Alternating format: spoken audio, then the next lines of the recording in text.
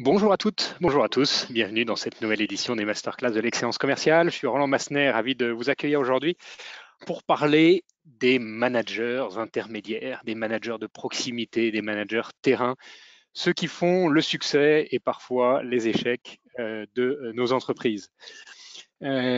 Aujourd'hui, nous allons tout d'abord féliciter tous nos auditeurs. Vous êtes toujours aussi formidables. La semaine dernière, vous étiez plus de 200 à vous inscrire pour écouter Jean-Paul Mochet. Jean-Paul Mochet qui est le président de Franprix et Monoprix, qui nous a parlé de son parcours extraordinaire. Il a quitté le domicile familial à 15 ans pour commencer à travailler dans la restauration et pas à pas, sans son bac, il a gravi les échelons. Une magnifique histoire de self-made man au plus pur sens du terme. Je vous invite à retrouver cette masterclass magistrale sur notre chaîne YouTube ou sur votre plateforme de podcast préférée. Alors, qui sommes-nous? Les masterclass de l'excellence commerciale sont sponsorisés par Incentive. Incentive, c'est une plateforme du manager coach. C'est une plateforme qui permet d'engager les équipes vers plus de productivité tout en fidélisant l'ensemble des talents. Incentive travaille dans une vingtaine de pays et simplifie la vie des managers dans 9 langues, dans des secteurs aussi variés que la banque, l'assurance, la technologie ou l'industrie. Voilà pour la page de publicité. Alors nous allons parler de management aujourd'hui. Nous allons parler de management. Je vais peut-être vous raconter une histoire pour parler de management. Je vais vous raconter l'histoire d'Antoine. Antoine, c'est un jeune manager. Après ses premiers mois de prise de fonction, toujours assez exaltant, entre nouvelles responsabilités et difficulté de s'adapter au nouvel environnement, avec se positionner par rapport à ses anciens collègues, il arrive un moment où Antoine se demande comment il apporte de la valeur à son entreprise. Alors bien sûr, il fait ses entretiens individuels, bien sûr, il joue le pompier de service pour les dossiers délicats, mais les seuls chiffres qui comptent pour son organisation, ce sont les résultats de ses commerciaux. Les seuls succès qui sont célébrés, ce sont les clients que son équipe a assignés. Et il a progressivement l'impression qu'il est jugé sur l'action des autres et que ses propres compétences sont de moins en moins pertinentes. Alors Antoine, il a deux tentations. La première tentation, c'est de se mêler de tout. C'est de se mêler de tout aux dépens de son équipe, en la micromanageant et en rendant la vie de ses collaborateurs infernale, ou se mêler de tout à son propre dépens en frisant le burn-out. Ou bien la deuxième tentation, c'est de se mêler de rien et de suivre le rythme de ses rendez-vous, de ses meetings et des emails qui le sollicitent. Alors si je vous raconte l'histoire d'Antoine, qui est l'histoire finalement très classique d'un manager qui prend ses fonctions, c'est que le futur de nos organisations, et le futur de nos organisations, notamment de nos organisations commerciales, il est auprès d'Antoine. C'est Antoine qui représente la façon dont vos organisations, dont nos organisations vont être conduites, vont être transformées dans les années à venir. Et aujourd'hui, on voudrait parler de ces transformations qui bouleversent les organisations et on voudrait replacer Antoine au cœur de ce dispositif pour aider les organisations à grandir, pour aider les organisations à retrouver cette magie humaine qu'on a perdue ces dernières années. Alors Roland, on est là aujourd'hui, comme tu le dis si bien, pour parler des managers qui se sentent submergés, désorientés, démotivés. Et est-ce que tu peux nous expliquer pourquoi les managers se retrouvent dans la tempête? Pourquoi cette démotivation générale finalement?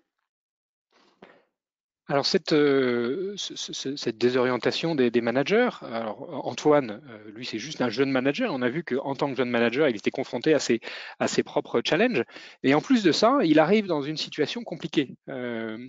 Et le constat, c'est que les managers de proximité, y compris les plus anciens, se trouvent dans une position de plus en plus délicate. La première raison, c'est que les managers font face à des râteaux hiérarchiques de plus en plus importants. Pour des besoins de productivité, les entreprises ont diminué le rôle de manager pour faire des économies.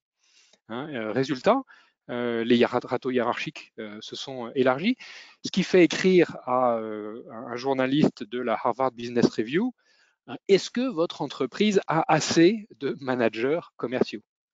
Est-ce que votre entreprise a assez de managers commerciaux? Est-ce que vous n'êtes pas allé trop loin dans la réduction des effectifs? Est-ce que vous n'êtes pas allé trop loin dans les râteaux hiérarchiques? Le deuxième phénomène qui vient bouleverser l'univers du manager, c'est sa perte d'autonomie.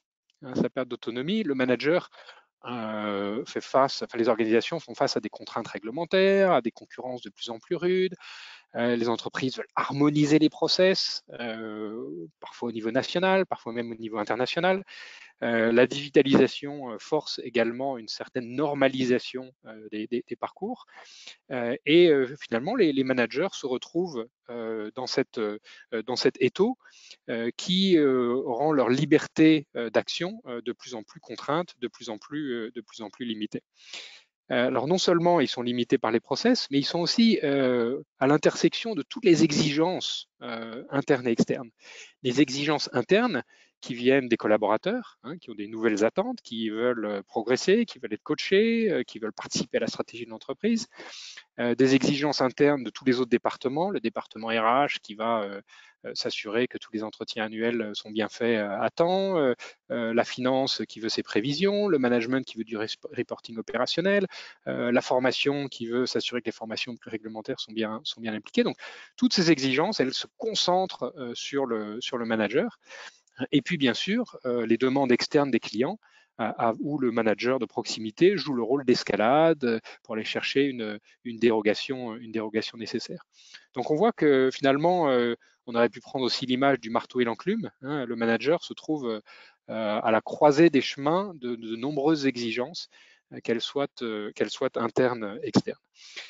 Et finalement, avec toutes ces exigences, toute cette difficulté, complexité que le manager de proximité a maintenant à gérer, il a assez peu de support. Et les statistiques montrent, alors là c'est un chiffre qui date, qui est issu des États-Unis, mais 41% des entreprises n'accordent aucune formation aux managers commerciaux. 41% des entreprises, pas de training de management. Et pour les entreprises qui fournissent, qui proposent des formations de management à leurs managers commerciaux de proximité, pour la moitié d'entre elles, ce sont des trainings génériques, des formations génériques de management, pas spécifiques au métier. Et donc, il n'y a finalement qu'un gros quart, ou un petit tiers des entreprises qui accompagnent efficacement leurs managers dans leur rôle spécifique, dans leur fonction particulière. Donc c'est bien sûr, c'est des chiffres à prendre avec précaution. Chaque entreprise est différente, mais c'est une tendance générale. Et un autre chiffre qui confirme celui-là, c'est que le budget individuel de formation alloué aux managers est de 20% inférieur au budget de formation alloué aux commerciaux. Ça aussi, c'est un chiffre qui vient des États-Unis, de CSO Insight. Donc, individuellement, les entreprises dépensent moins dans leurs managers que dans leurs commerciaux, alors que le métier des managers se transforme radicalement et qu'on a besoin d'eux dans les transformations en cours. Donc, si on devait résumer, comme tu l'as très bien dit, les managers sont sursollicités, sont peu formés, ont moins de liberté d'initiative et ils font face à des nouvelles restructurations internes. Mais du coup, quelles sont les conséquences pour l'entreprise d'un management intermédiaire désorganisé et désengagé? Alors, les entreprises, bien sûr, ont besoin du management intermédiaire. C'est la charnière indispensable de toutes les grandes transformations. Alors, quand on est dans un business stable, un peu comme dans une usine, avec un processus régulier qu'on ne fait qu'optimiser, finalement, on peut travailler quasiment sans management intermédiaire. Chacun est responsable de sa tâche et s'améliore individuellement. Maintenant, cette situation, on a beaucoup industrialisé des process, on a mis en place les CRM, on a mis en place le marketing automation, on met en place maintenant des outils de sales enablement. Donc tous ces process sont industrialisés, ont été industrialisés. Et ce qui est nouveau maintenant, c'est qu'on fait face à des transformations majeures, des transformations qui s'accélèrent. Et tout l'enjeu des entreprises, c'est comment je transforme mon manager process, qui gérait une ligne de production, en manager, coach de la transformation. Et donc l'impact du rôle managérial désorganisé et désenchanté, il est direct sur les transformations. Et ça, c'est un chiffre que Gartner a publié en 2018. 66% des programmes de transformation échouent à atteindre leurs objectifs. 66% des programmes de transformation échouent à atteindre leurs objectifs. Non pas parce que les programmes sont mal lancés ou parce qu'il n'y a pas eu le bon cabinet de conseil pour les structurer ou parce que le management n'a pas assez d'attention sur ces programmes. En général, au début, ces programmes se passent très bien. C'est par la suite que ça se gâte. Une fois que, alors que ce soit un lancement de produit, le déploiement d'un nouvel outil digital, une réorganisation, voilà, une fois que le projet est lancé et que la direction générale passe à la priorité suivante, que l'équipe projet retourne à ses rôles opérationnels, que les consultants s'en vont, finalement, chacun est laissé face à lui-même et les vieilles habitudes reprennent rapidement le dessus et une grande partie des bénéfices associés au programme de transformation sont perdus puisqu'il n'y a pas de pérennité, pas de continuité, puisque finalement la seule personne qui est capable de gérer, d'accompagner cette pérennité, c'est notre ami Antoine, c'est le manager de proximité. Alors, les conséquences pratiques, c'est le manager, quand bien même on le sollicite, le manager, il se sent prisonnier. Il se sent prisonnier de cette organisation matricielle qu'on lui a imposée, dans lequel beaucoup de processus ont pu être industrialisés, automatisés, digitalisés. Mais finalement, le manager se retrouve aussi à la croisée des chemins entre les outils, les process, les contrôles verticaux, les outils, les process et contrôles horizontaux dans cette matrice quand elle n'a que deux dimensions. Et on peut dire que finalement, la transformation, elle nécessite de l'innovation managériale sur le terrain. Les transformations, elles demandent aux managers de proximité d'inventer la nouvelle vie qui va avec la transformation pour ces équipes. Elles demandent aux contremaîtres dans l'usine de réimaginer comment chacun des ouvriers va travailler alors que l'usine a subi un tremblement de terre. Voilà ce qu'on demande aux managers. Et donc, aujourd'hui, on peut dire que la matrice, les organisations matricielles, tuent l'innovation managériale. La matrice tue l'innovation managériale. Donc tout l'enjeu, c'est comment est-ce qu'on va pouvoir sortir, bien comprendre le phénomène et comment est-ce qu'on pourra accompagner le manager pour le libérer de ces chaînes pour pouvoir innover localement. Et finalement, si on regarde ce qui se passe, c'est qu'on a deux modèles d'organisation. On a un modèle d'organisation ancien, vertical, structuré, hiérarchique, normé, processisé, avec un code couleur orange. On le verra plus tard, c'est les codes couleurs qui sont repris par Frédéric Laloux dans son livre Reinventing Organizations. Les organisations oranges, ce sont les organisations industrielles du 19e siècle, focalisées sur le progrès, les métriques, la méritocratie, des objectifs, voilà, une structure très, très rigide. Dans un même temps, quand on veut se transformer, la rapidité des transformations exige une organisation beaucoup plus agile que Frédéric Laloux appelle les organisations opales, qui sont des organisations de type organique où chaque membre va pouvoir trouver son épanouissement personnel en accompagnant son écosystème dans une évolution, dans une progression continue. Voilà. Et finalement, aujourd'hui, les organisations ont du mal, et on le voit chez tous nos clients, ont du mal à faire évoluer leur culture d'entreprise et leur structure, restent encore très attachés à beaucoup de processus qui sont en place, qui sont devenus indispensables, des organisations orange, mais sentent qu'elles ont besoin d'aller vers les organisations opales. Et finalement, le grand problème d'Antoine, c'est qu'il vit au quotidien dans une organisation orange, mais on lui demande maintenant de plus en plus de vivre dans une organisation et de se comporter comme s'il était dans une organisation opale. Et bien sûr, Antoine se sent écartelé entre ces deux cultures d'entreprise, entre ces deux modes d'organisation, entre ces deux modes d'interaction managériale. Voilà. Alors, finalement, comme Antoine est écartelé entre ces deux organisations, ben, il a moins de temps à consacrer au développement personnel de ses collaborateurs. Et alors là, je voudrais vous parler on entend beaucoup parler de la grande démission, hein, The Great Resignation en anglais, qui est censée voilà, être nouvelle.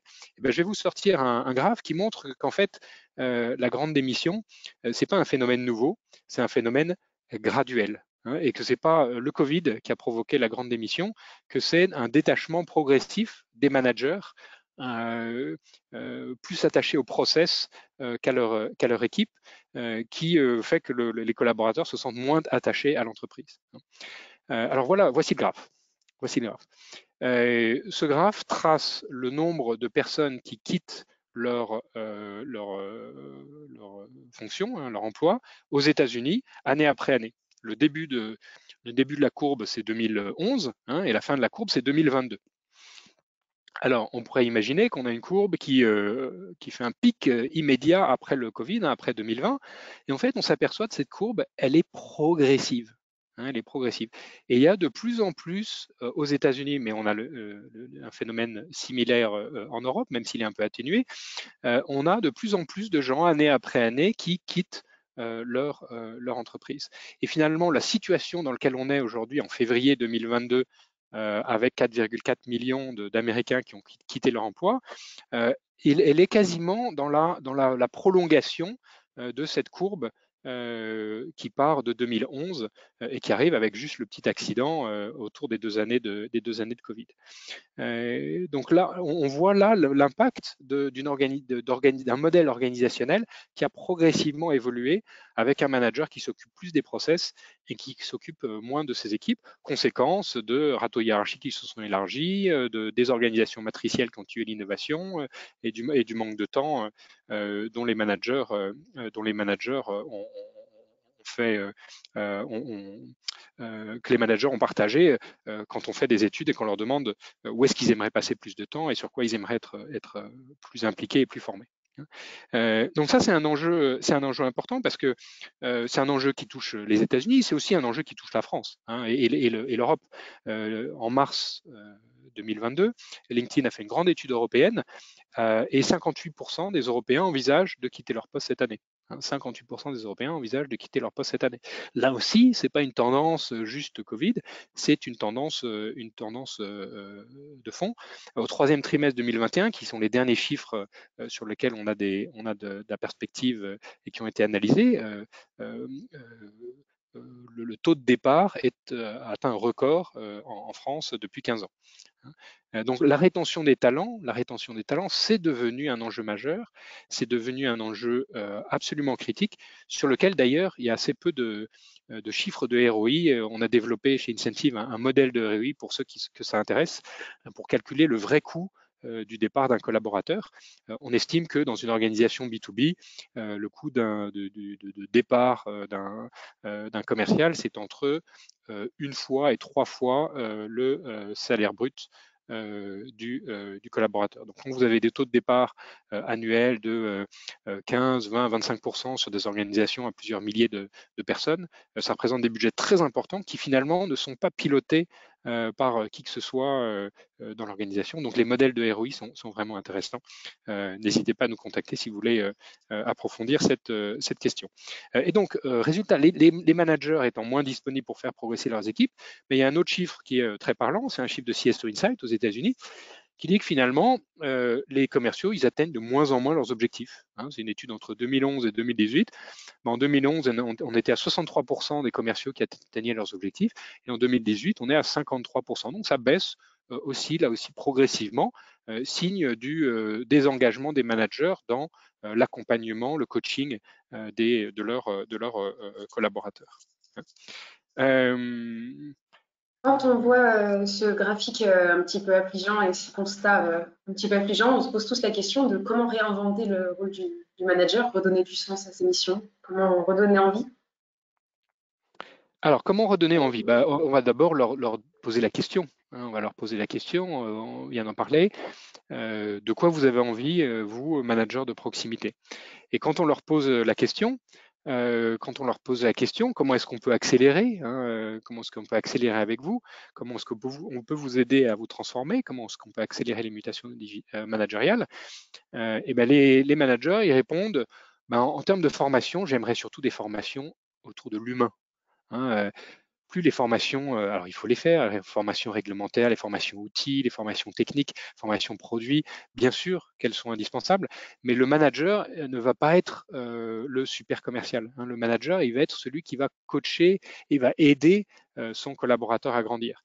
Et finalement, c'est cette mission que les organisations ont un peu oubliée, puisque on le voit, dans 48%, les nouveaux managers n'ont pas été formés à ce nouveau métier, et donc ils se considèrent encore un peu comme des super commerciaux.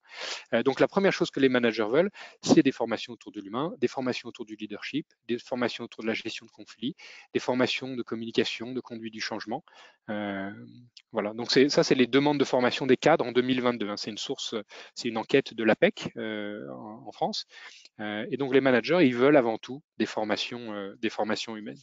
Et quand on leur demande où est-ce que vous aimeriez passer plus de temps, finalement, là aussi, ils répondent on veut passer plus de temps à coacher, on veut passer plus de temps à manager.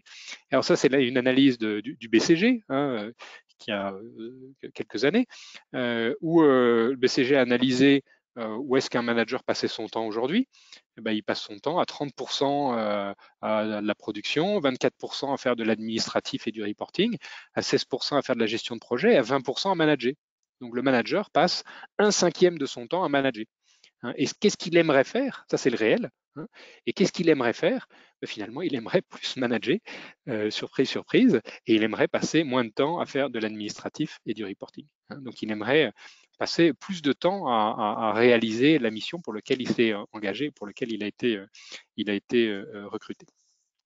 Alors, pour aider à réfléchir à cette révolution managériale, à cette transformation, à ces mutations managériales, dans une masterclass comme celle-ci, c'est difficile de s'adapter à chaque contexte, à chaque environnement, à chaque culture.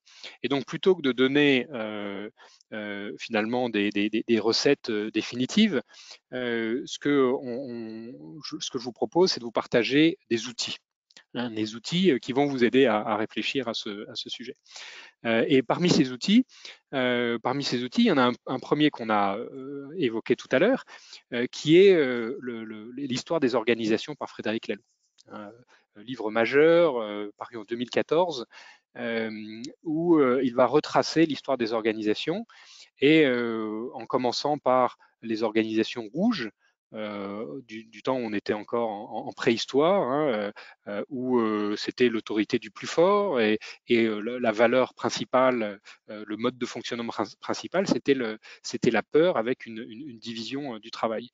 C'est ce qu'on trouve dans une meute, c'est ce qu'on trouve aujourd'hui dans la mafia par exemple. C'est la peur qui règne. Et puis l'humanité s'est sédentarisée. Avec la sédentarisation, on a eu besoin d'organisation. On a eu besoin de quelqu'un pour contrôler, commander. On a eu besoin de mettre en place des hiérarchies formelles. On a dû mettre des processus pour qui va s'occuper des chèvres, qui va s'occuper des cultures, qui va s'occuper des enfants, qui va s'occuper d'aller chasser.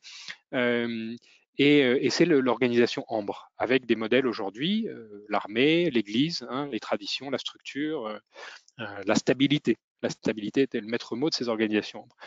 Puis arrive le 19e siècle, avec l'ère de la machine, et les organisations Orange, avec un focus sur les résultats, avec des indicateurs de succès, avec de l'innovation, avec de la responsabilisation, avec une organisation méritocratique, avec de la compétition, avec une recherche de productivité Donc on n'est plus dans la stabilité, le statu quo, on est dans une dynamique, mais dans une dynamique très structurée qui reste très hiérarchique. Puis ensuite est venu le XXe siècle, la deuxième partie du XXe siècle, avec la notion de culture d'entreprise qui est apparue après les années 70, avec la notion d'empowerment, avec la nécessité de créer un consensus entre les différents stakeholders de l'organisation, les employés, les actionnaires, les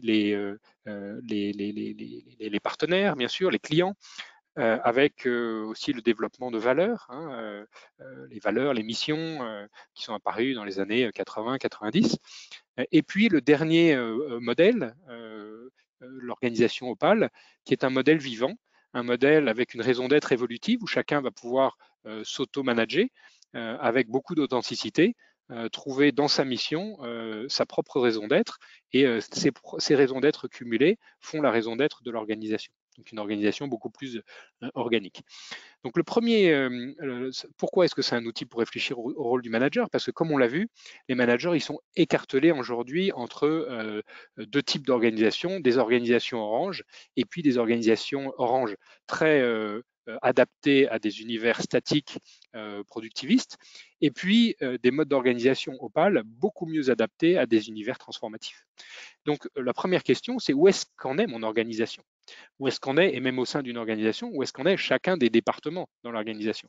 Où est-ce que j'en suis, et quelle culture d'entreprise je veux développer? Tout le monde n'est pas prêt à adopter une organisation opale. Dans un call center, on est plutôt dans une organisation orange, dans une entreprise de service à la personne. On peut beaucoup plus rapidement aller vers des modèles d'entreprise libérées, des modèles opales. Et de cette analyse, de cette décision, de cette discussion que vous avez en tant que leadership, peut émerger un modèle managérial. Mais donc, il ne faut pas essayer de tirailler les managers de proximité entre différents modèles. Il faut d'abord décider de quel est votre modèle, et puis ensuite aligner le modèle managérial avec le modèle de l'organisation. Voilà pour le premier outil, et je vous invite bien sûr à relire, si vous ne l'avez pas encore fait, ou lire l'ouvrage de Frédéric Laloux, Reinventing Organizations. Le deuxième, donc ça c'est une perspective finalement historique, évolutive de l'organisation. Le deuxième outil qui est utile pour penser à l'épanouissement des managers, c'est un outil qu'on a développé il y a quelques années chez Incentive, qui est un modèle d'engagement. Comment est-ce que je réengage mes managers de proximité? Quels sont les piliers sur lesquels je peux m'appuyer pour réengager un manager de proximité? Eh bien, on a agrégé toutes les études en sciences cognitives, les études en sciences de la motivation, pour définir ce modèle, qu'on appelle le modèle TISA, qui est un acronyme. Alors, le modèle TISA, c'est un modèle qui permet de travailler systématiquement les différents leviers d'engagement des managers. Le premier pilier d'engagement, c'est l'engagement transactionnel. C'est est-ce que les objectifs sont clairs? Eh bien non, ça ne sera pas une surprise, les objectifs des managers sont rarement clairs, puisqu'on confond souvent les objectifs des managers avec les objectifs de leur équipe. Et très souvent, on se limite aux objectifs, au cumul des objectifs des commerciaux quand c'est des équipes commerciales. Et donc, à juste titre, Antoine se sent dépossédé d'objectifs qui lui soient propres, se sent dépossédé des compétences managériales qui lui sont propres, puisque finalement, il n'est évalué que sur la réussite des objectifs de son équipe, comme si sa propre réussite était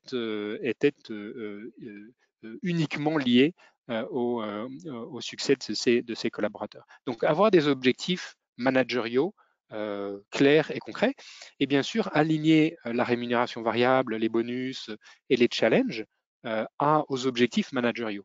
Et encore une fois, pas uniquement au cumul des objectifs des collaborateurs. Donc ça, c'est le transactionnel, c'est ce qui permet de travailler c'est le pilier qui permet de travailler sur l'engagement ponctuel, ce qu'on appelle la motivation extrinsèque, qui vient de l'extérieur. Ensuite viennent trois piliers d'engagement, qui sont des piliers d'engagement durable, des piliers intrinsèques, puisque on va travailler sur des piliers d'engagement managériaux intérieurs. Et le premier de ces piliers, c'est le pilier individuel. autour de l'autonomie. On a beaucoup parlé pendant ces dernières minutes.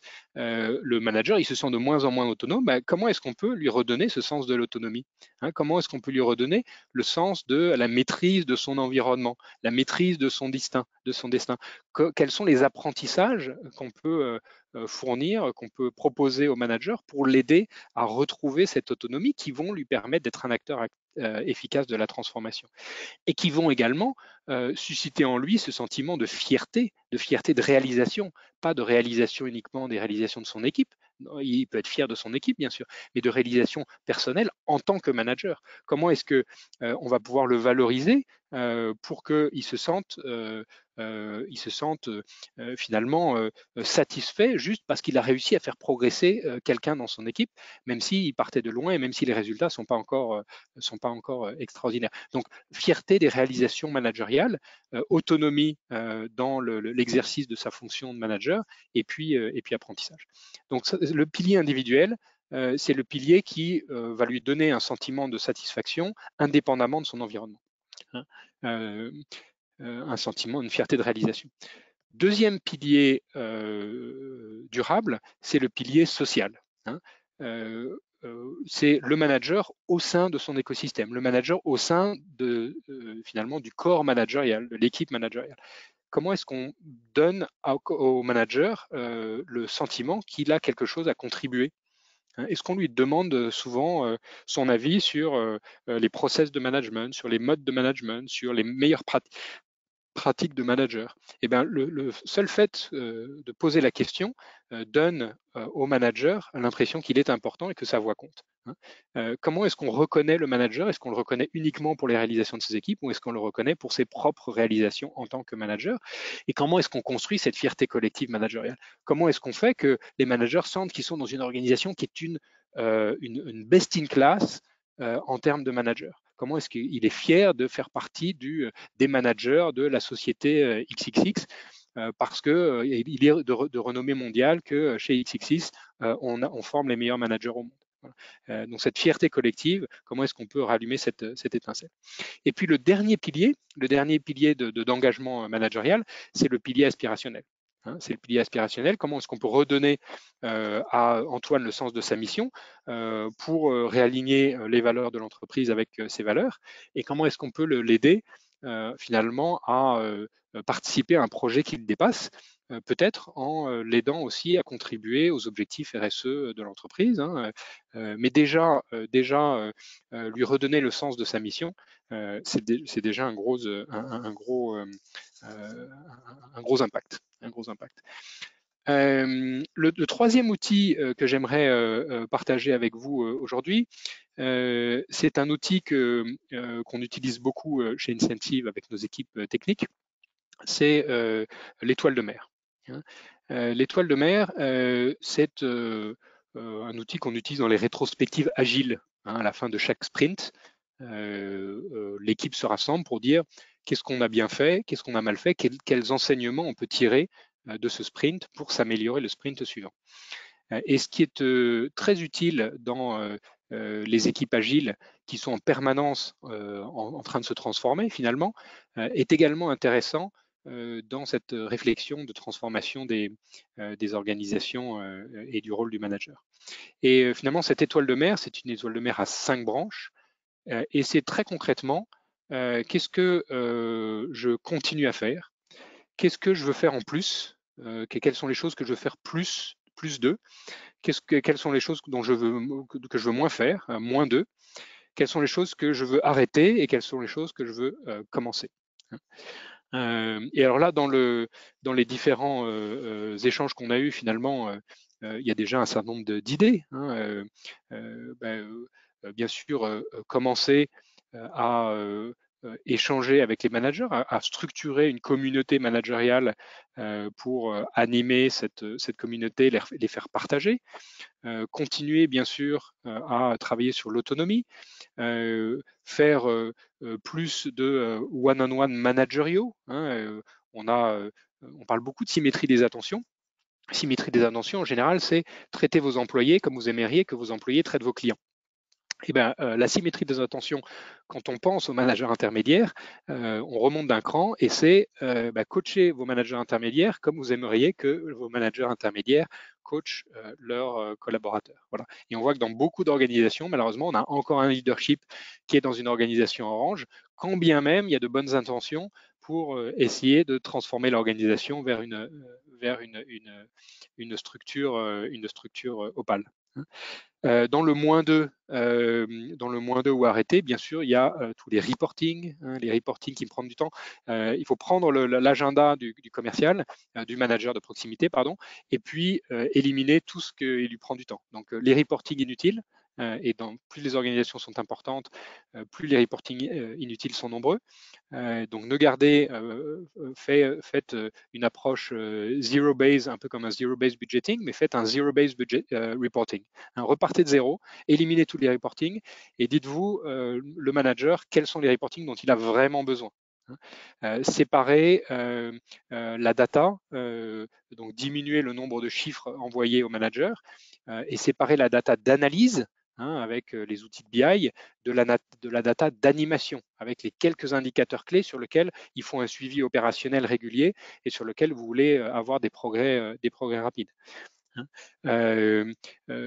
ça, c'est au sujet de la data. Sur les emails aussi, moins d'emails, séparer les emails d'action et les emails pour information, que le manager puisse rapidement retrouver parmi les 150 ou 200 emails qu'il reçoit quotidiennement, les emails qui sont pour action et sur lesquels il doit se focaliser. Voilà. Donc là, on est vraiment à votre disposition aussi pour travailler sur cette étoile de mer pour votre organisation, mais posez-vous avec quelques managers, il suffit de faire un atelier et de balayer chacune de ces 5 branches, et assez rapidement, vous aurez plein de bons insights pour votre organisation, pour mettre en place une nouvelle culture managériale, ou tout du moins faire évoluer votre culture managériale pour le meilleur.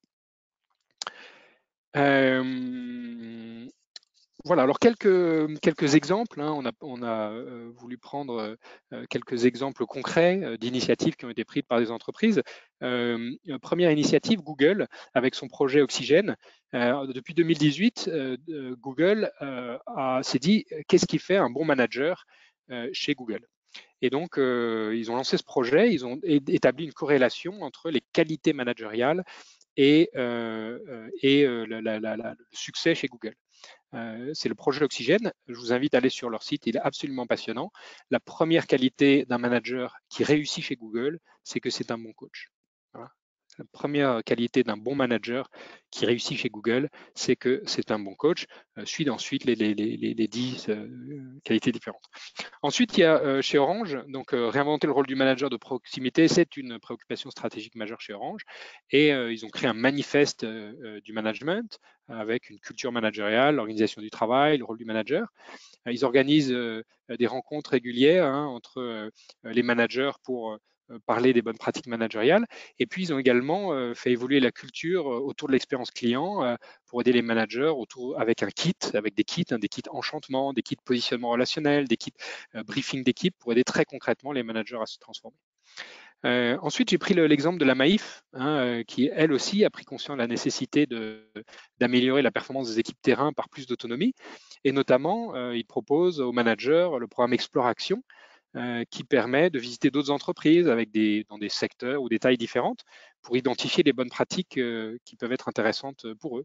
Ils ont mis en place le marché aux initiatives où chacun peut mener des expérimentations qui sont menées en local par les managers, qu'elles soient réussies ou non. Et puis des expérimentations aussi de nouvelles organisations du travail. Et puis le dernier exemple que j'aime beaucoup, c'est l'exemple de Blablacar avec son programme FLS. Le programme FLS, c'est un programme où les managers sont invités à faire part de leurs échecs. Faire part de leurs échecs, FLS, ça veut dire Fail, Learn, Succeed. Donc j'échoue, j'apprends et finalement je réussis. Et ce programme a été conçu pour que chacun finalement puisse prendre conscience de l'importance des échecs quand on innove et quand on veut se transformer. Voilà.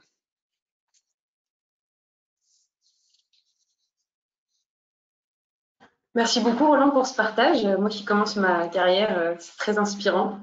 Est-ce que tu aurais des recommandations, des lectures que tu pourrais suggérer à nos auditeurs pour aller plus loin sur le sujet?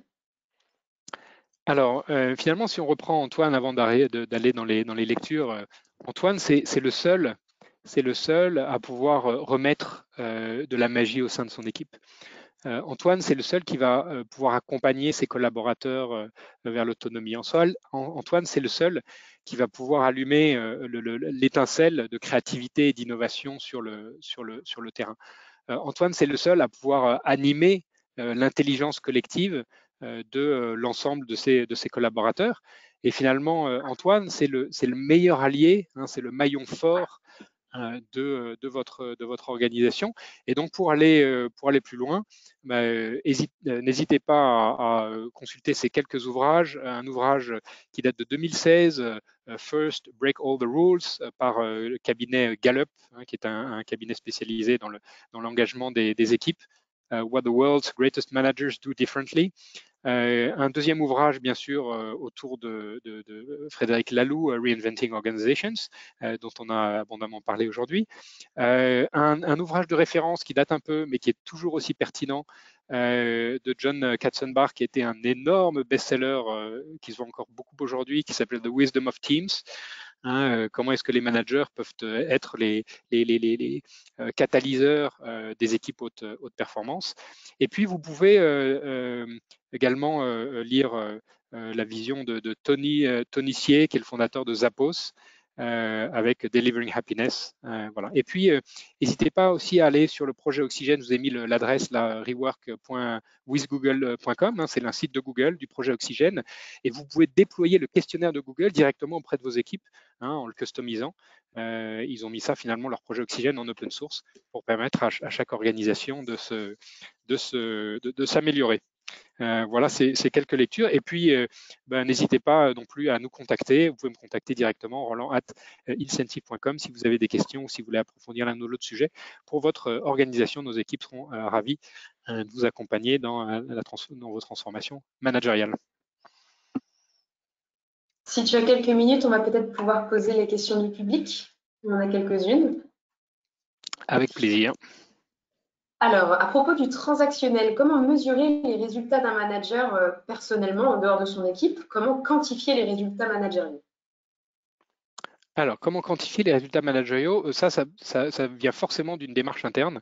Il n'y a pas de règle spécifique parce qu'entre un manager de call center, un manager d'une équipe grand compte, un manager marketing, un manager RH, on va avoir des objectifs de développement personnel de son équipe très différents.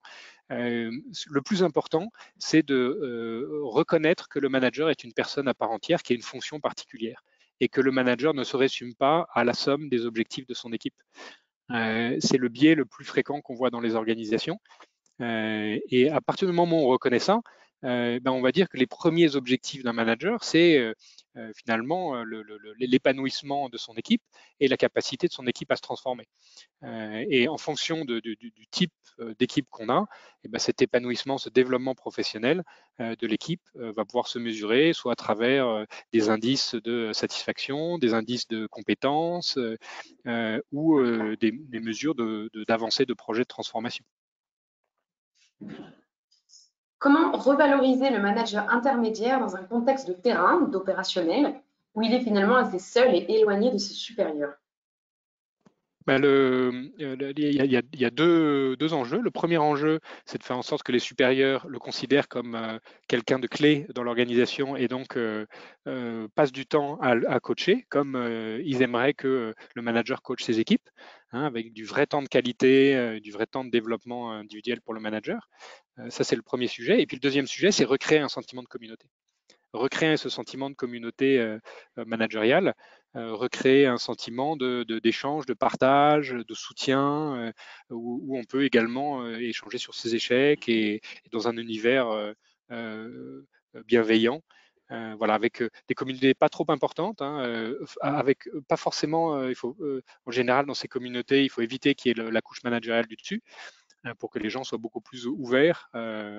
Et ça peut se structurer. On organise maintenant avec certains de nos clients des sessions qui peuvent se faire à distance, où il y a une première partie de la réunion qui est collective, où on va parler d'un sujet, donner quelques indications académiques ou quelques chiffres clés, et puis ensuite créer des breakout sessions avec 5 ou 6 managers qui vont pouvoir échanger entre eux sur ce sujet-là, partager leur expérience, leurs difficultés, leurs success stories, et puis ensuite on regroupe et on se remet tous ensemble et chaque groupe va pouvoir partager les quelques conclusions. Donc c'est pas quelqu'un qui partage son expérience et qui se met en quelque sorte à nu face à l'ensemble du groupe, c'est un groupe qui partage le résumé des échanges qui a eu lieu entre les 4 ou 5 managers. Donc on anime ça fonctionne très bien pour retrouver ce sentiment de communauté. Y a-t-il des bons outils pour cibler les managers en difficulté lorsque ces derniers ne le signalent pas? Alors en général, un manager en difficulté, son équipe est aussi en difficulté, en difficulté psychologique ou en difficulté business. Donc avant de taper plus fort sur la tête d'un manager parce que son équipe n'atteint pas les résultats, il faut d'abord essayer de comprendre où sont ses difficultés à lui et donc rentrer dans cette dynamique de coaching pour que lui aussi puisse, en prenant l'exemple sur la façon dont il est coaché, aborder ses difficultés avec plus de positif et plus d'empathie.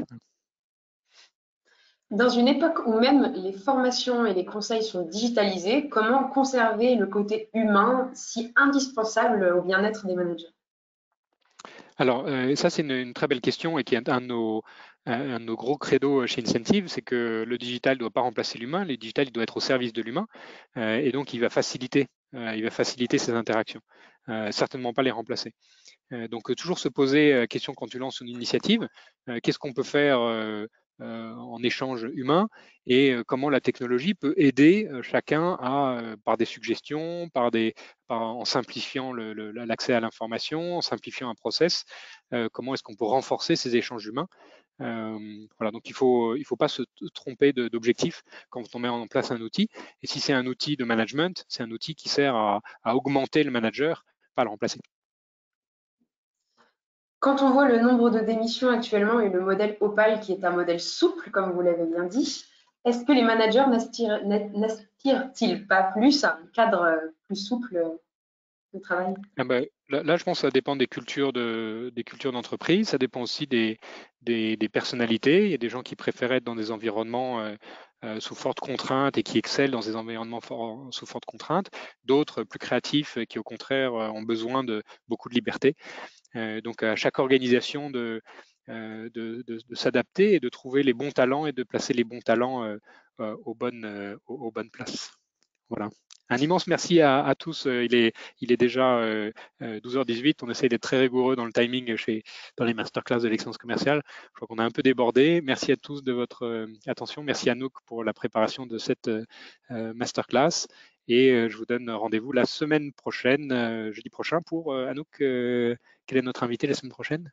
Tu l'as en tête? Là, il faut que je regarde. Bon, on vous donne rendez-vous la semaine prochaine pour une prochaine édition des masterclass de l'excellence commerciale. Merci à tous de votre fidélité et très bonne fin de journée. Merci beaucoup. Au revoir.